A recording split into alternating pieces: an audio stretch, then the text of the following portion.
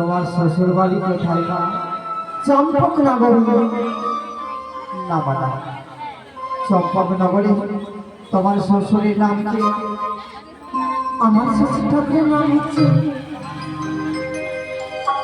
চন্দ্রপতি সদাগর। না বৌমা না।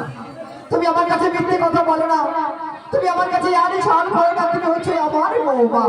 বলতে পারো তোমার স্বামীর নাম মা? কি বললি? তোমার স্বামীর নাম? আমার স্বামীর নাম হচ্ছে লক্ষ্মীন্দর। না, তুমি আমার কাছে মিথ্যে কথা বলো না মা। তুমি হচ্ছে আমার বৌমা।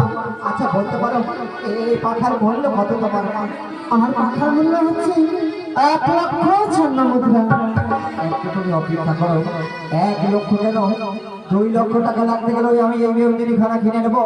কিন্তু আমার মহারাজকে বলবো উচিত মূল্য দিয়ে তোমার মেয়েখানা কিনে নেবে মা।